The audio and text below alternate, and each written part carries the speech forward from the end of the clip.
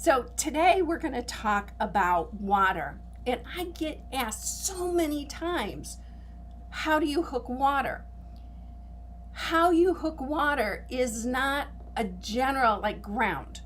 It's not general like that because there are so many different kinds of water. So let's take a look at some of the possibilities for water. Oops, you're seeing my notes. We can go over here to ocean. And what I did is I simply Googled the word ocean and then clicked on images so I could see a bunch of them. So if you were hooking, this one would be a perfect reference image for what does the pattern in that water look like. Now, color is going to depend on the location. The color in my area versus the color in the Caribbean is going to be different. You can take some artistic license with it, but you want to study what's going on. Sometimes what you'll see is instead of a dark blue, like what's seen here, it might look more, say, olive green. Mainly because if it's closer to the shore, like a lake would be, you might get a reflection of the trees that are on the shore. It just depends on your environment. Water is so completely different. I can't say that it always gets lighter when it goes away from you, because if you're hooking the shoreline, it is light where it's shallow and then it gets darker until it gets lighter. So basically, make sure you have a reference picture that gives you some clues on where the values change and in what direction you're going to be hooking it. I've said this over and over and over. You can hook anything if you have the right value and if you have the right direction. You don't have to have the right color, but if you have the right value and the right direction, you can make it look like whatever it is you want it to look like. So let's take a look at, say, rivers, okay? Much different, a different coloring perhaps, a different look in the reflections and what you're going to see. It depends on how far away you are, how turbulent the water is. What color is the water? This one's green. This one up here is definitely more green. And we get some here that is blue where it's reflecting the sky. And then it's green over here where it's reflecting the vegetation on the shoreline. So it's going to really pick up the colors of this surrounding environment. Let's look at an even smaller body of water. What about ponds? One of my favorites, because I used to have a pond. We have a pond now, but it's going through rehabilitation. But a lot of times what you can see is, because the water's more shallow, is you can see the stones and stuff at the bottom. You might see fish swimming. You can't see them clearly. You just sort of get, let me move this. Oh, sorry. Okay, so why is it doing that? Let me go back to here. Let's do this. Why is it showing? There we go. Okay, I had to click on it. And then I want to get rid of this banner. There we go. So, like down and through here on this one, I don't, my cursor's not showing up on that screen. But third row down, second one in, there's rocks all the way around the outside, and you can see a little bit of the rock shapes coming through the water. So how do you hook that, right? There's no, here's one sheet of paper and here's how to hook it. I can do that with sky. I can do that with ground. I can do that with a whole lot of other things. I cannot do that with water. So the whole lesson in learning how to hook water is in learning how to see the water. And this is a video that I've referred you to before in one of these lessons, and it's how to draw water with calm waves. And I've never watched this video from beginning to end and listened to it carefully. I kind of scan through and go, okay, that's the point. That's the point that I want. But look at the darks and the lights and the shapes. It's all about the direction that they're going, and it's all about the value. This is in gray and it looks like water, right? So if you've got something with a little bit of blue in it, you can certainly do at least that. The problem with rug hookers is we don't always want to do the pre-planning. Okay, so what I recommend is that you watch this video and you sit there with a pencil and you draw that until you've got it where you don't even have to look at the video and you can draw water. When you know how those little dips and curves mesh, and you know what makes them turn into waves, then and only then should you be hooking it. Now there is a great video. I posted it on Facebook probably about a week or two ago. Can't remember the name of it, but it's a really cute video, and it's basically about drawing the same thing every day, and every day being accountable to yourself and coming up with a new drawing. You become an expert in that particular topic. So if you were to draw these waves every single day, you do it at 7 o'clock when you're winding down your day. You do it at 5 a.m. in the morning when you're just getting started. Maybe you do it on your lunch hour if you're working. Whatever time is yours that you can take 5 minutes to put something like this together. Sit there with a little sheet of paper, can be office copy paper for that matter, and a simple number 2 pencil. It doesn't have to be anything fancy, but draw water like that. And that video will teach you how, and I'm sure there's probably hundreds of other videos on YouTube that will teach you how to draw water.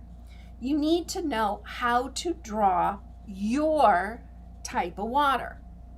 Are you hooking the ocean? Are you hooking a river? Are you hooking a pond?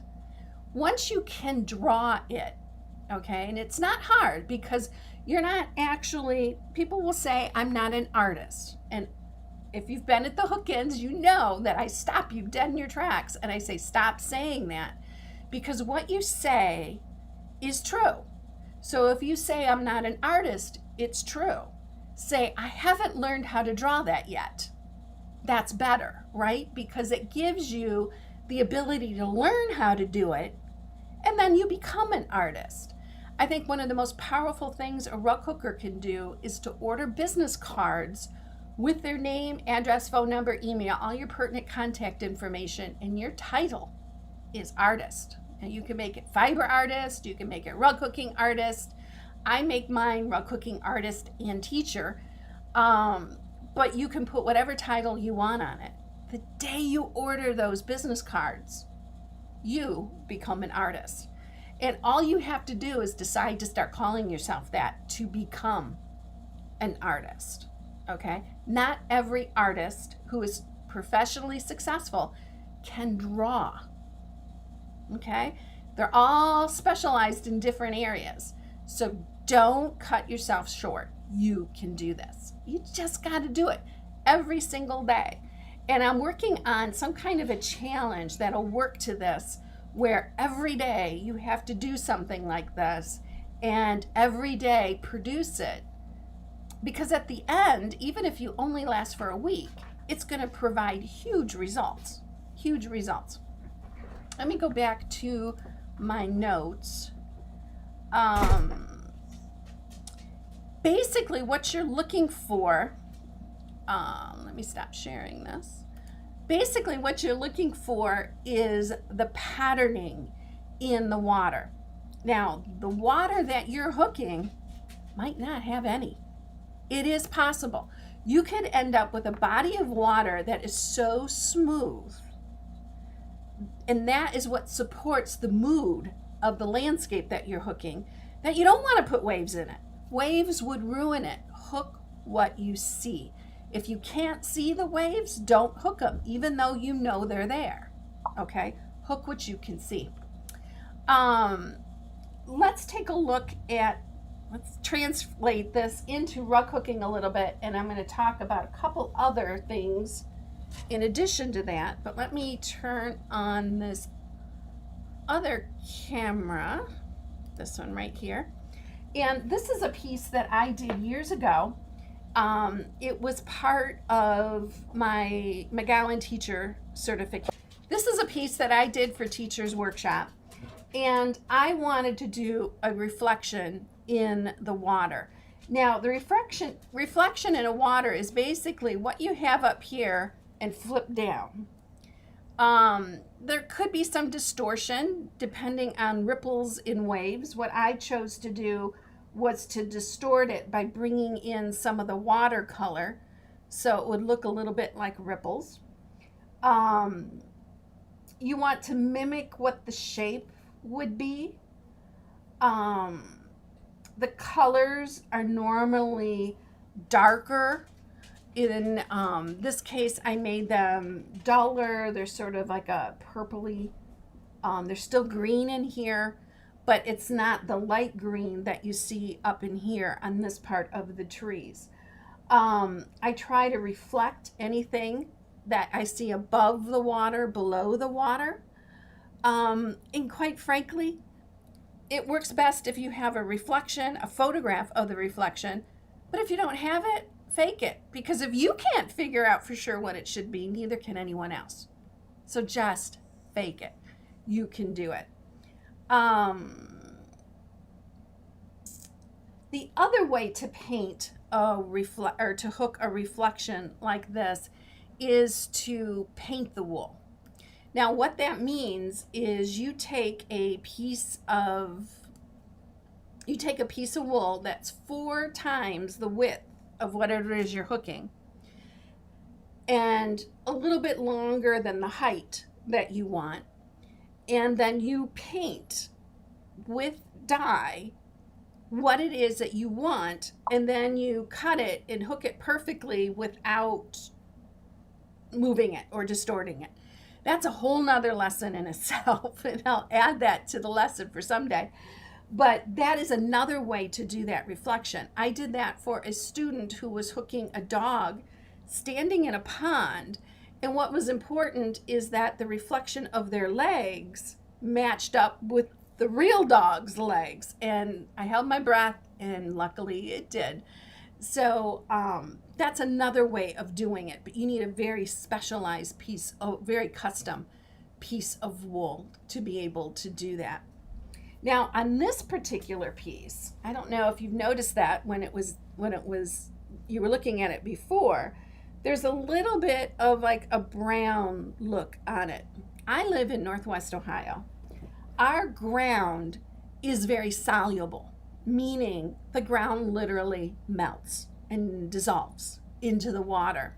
So we don't have perfectly clear water. It doesn't mean it's polluted. It just means the soil is in there. And when it reflects the sky, it'll show blue on some days, but a lot of days, depending on the cloud cover and a whole host of circumstances, it's going to definitely look more brown. And I wanted that to look more brown, but quite frankly, this was not a pattern I chose to hook. It was an assignment that I had to complete.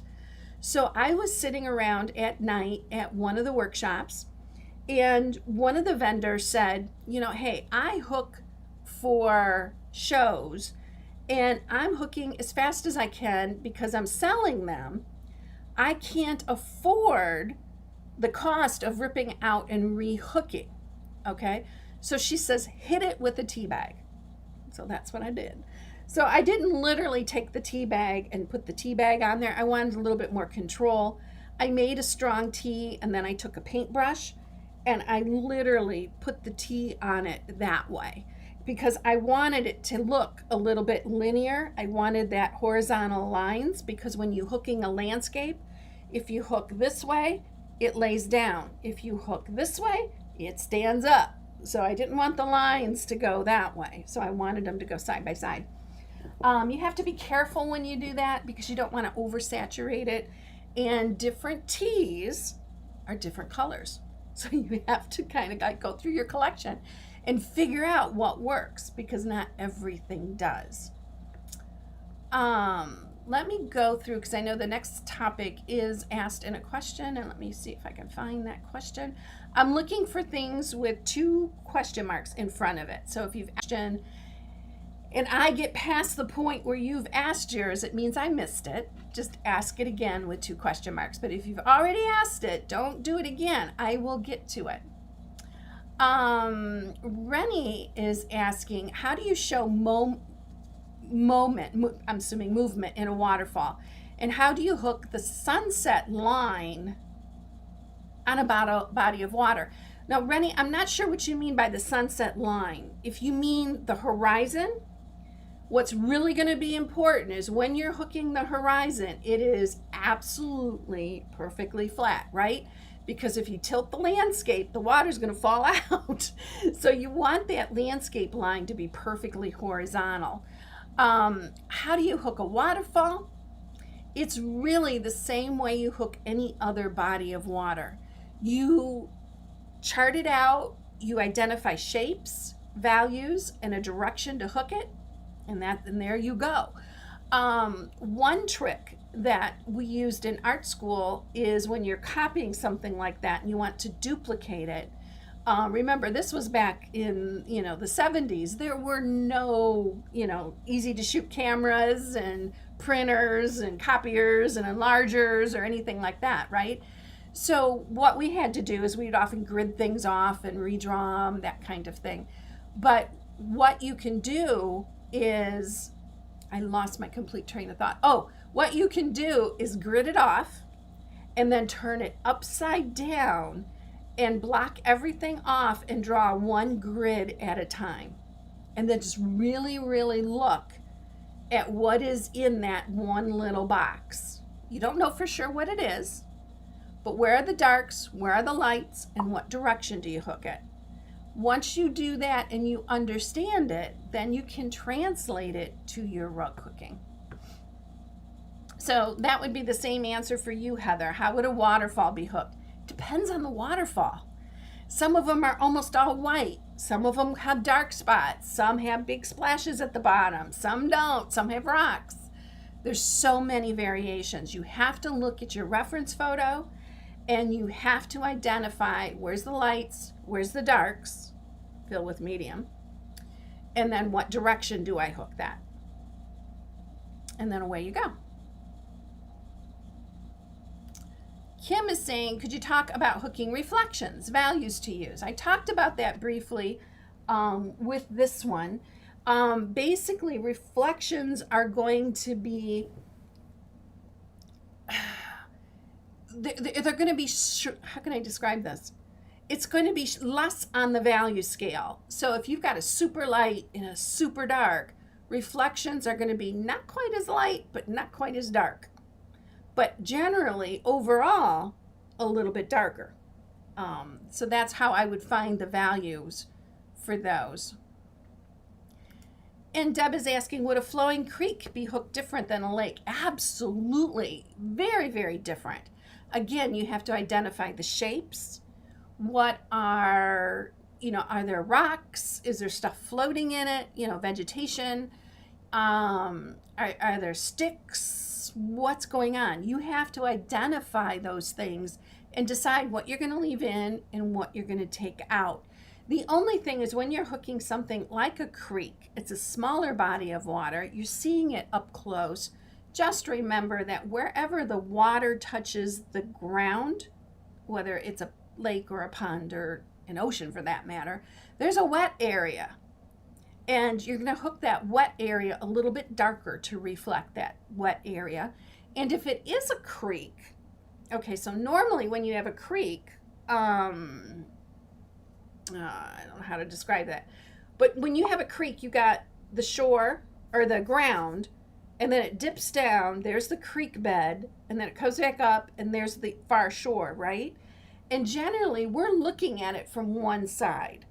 So you're going to see a dark soil area on one side, but not on the other, not on the closer shore. Because what happens is that shore is going to hide that because it's down here and you can't see it. Observe, observe, observe, and then you will figure it out.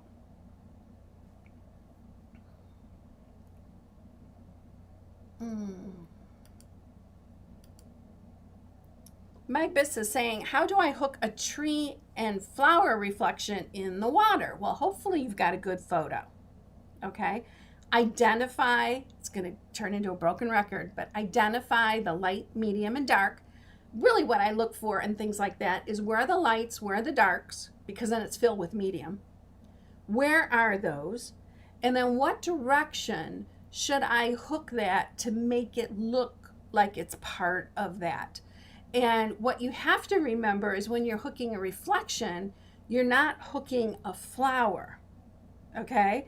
So you're not going to hook, like if it's a tulip, say for instance, you're not going to hook around the outside edge of the tulip. You're going to be hooking lines of color that come in and go. So you have to sort of turn your brain off and forget about what it is you're hooking and just look for those patches of color, value, and direction. And then you'll get what you're looking for. How do you hook waves? Catherine is asking. Just like any other water, it's all about observation and having a good reference photo. The best photos for reference are photos you've taken yourself because they are 100% yours. They're not on copyright. So if we go to Google and we're seeing something there, if we grab that photograph and we put it in our hooking and it's recognizable as that photograph, we are doing a copyright violation. Now, picking out water patterns and then translating that to your body of water, that's when it gets a little gray area. And I think you're okay with that. But it's when you take off the whole ecoscope that's there and you're copying it, that's someone else's photo. Joan is saying, can you address water in a private pool, like what someone would have in their backyard? Let me look at one of these. I had something. Well, that video that we looked at, this one over here, that's kind of like pool water, right? I know in one of my searches, and I don't think I have it up anymore, I had found something that looked like pool water. But ideally, if you're hooking that, you have a photograph of that. Or if not, go find someone with a pool and take a ton of photographs. We are living in an age where it costs you nothing to go and take 100 photographs. When I started rug hooking, we couldn't do that. It just was a different era. So take advantage of that and take photographs. Take it in the morning, take it at night, take it in the afternoon, and see what's going on. Heather is asking, are reflections in water always darker? Usually. There's probably going to be some lighting conditions when it's going to be different, or maybe soil at the bottom of the water. Again, go back to observing what is your reference photo, or what does it look like in real life. Norma is saying, sometimes a brook is so shallow and clear that the water hardly shows as it runs over stones. Yet you want people to know that there's water there. Any advice for hooking that? For the most part, and chances are you've got a photograph that reflects it, right? If you can't see the water in the photograph, you can't hook it. You hook what you see. And what you're going to see are probably going to be like reflections or little highlights that are like around the edges of the rocks, or that kind of thing. My favorite thing to hook streams with is my window wool. So this is what I would hook streams with. And it's 4 values. And what happens is this gives you the really dark look. And then this is light enough that, and it shows up. So it's light enough that it looks like the little reflection that comes in. And I often pull this in after most of it's hooked and just pull in those little dots. Very strategically, not completely random. And then it looks like water, even though the water's not really there. Monica says, how do you hook a calm body of water? No waves, maybe some ripples. just the same way you hook sky. Very simple rows, not like this, because this is siding, this is roofing, this is man-made. This is nature.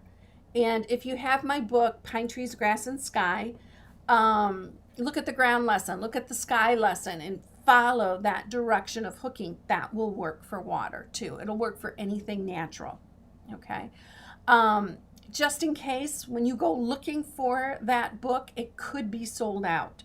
I am down to single digits as far as how many I have left in stock, so they're almost gone.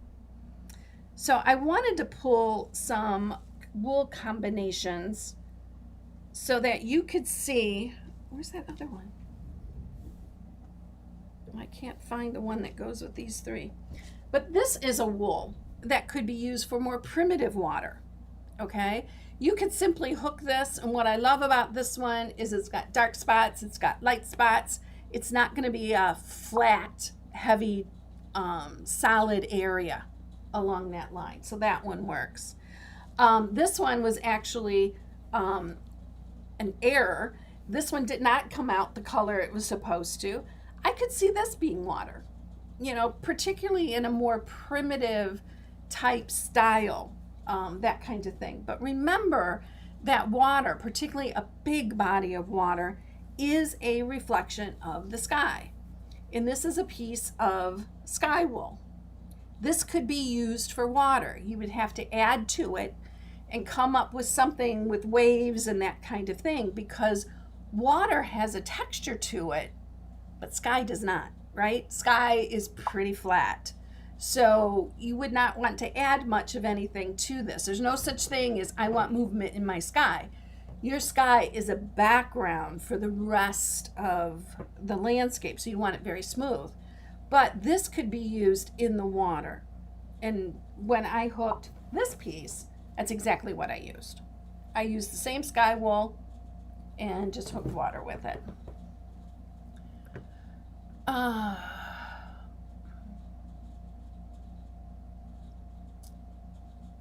Okay, where was I? Here I am. Patsy is asking, she goes, I have your window wool to do the water behind my house. How do I use the window wool property? For instance, some of each of the 4 values or all from one value. You need to identify what is the texture in that water. You know, does it look like this video? This video. Does it look like that? Or is it something else? Chances are yours is a little further away. This is like you're standing on the edge of the boat looking at the water. Okay, so this is very up close and in your face. When you're further away from it, it's going to look a little bit smoother. But take a look at what the shapes are in that water and then duplicate that in your hooking. Where are the lights? Where are the darks? How should they go? Where do you want to put them? Come up with sort of a strategy and take care of it.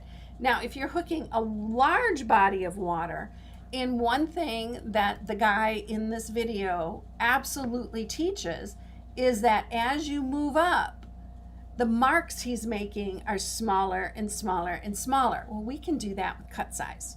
We're hooking the same patterning.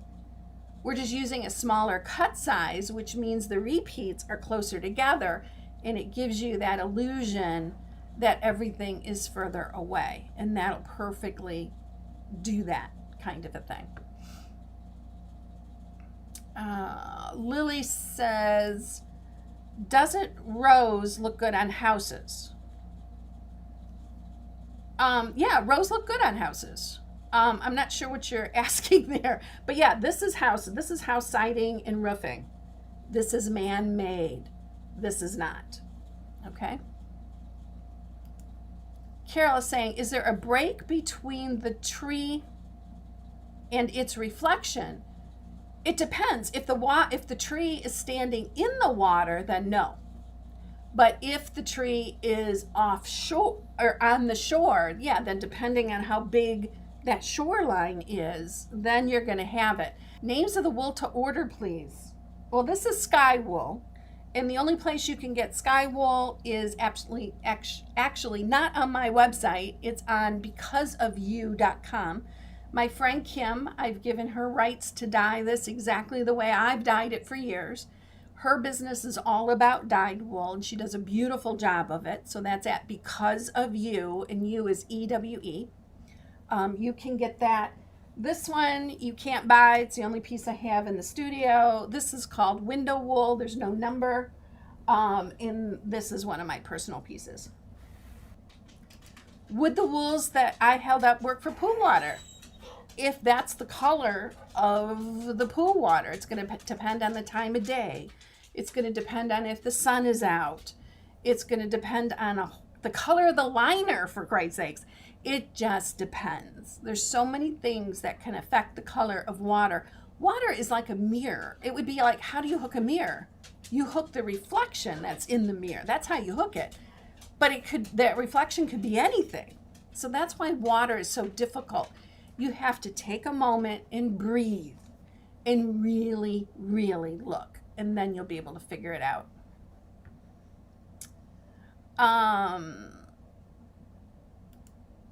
Do you have a link for your water video? I'm not sure what you mean. This is the water video. So, yeah, I'm confused on that one. Oh, the URL for the video, she says the gray video, the water. Right there, you can see it. Let me go back to it. Yep, click. And let me get rid of this. Let me get rid of that. And click on it again. Okay, so go to YouTube and search how to draw water with calm waves. Boom, you got it. I am through what I think are the list of questions. If anyone has any other questions, that's going to be it for the people watching the replay. Thank you for being here. And now, for you who are here live, let's go back and answer some of those questions.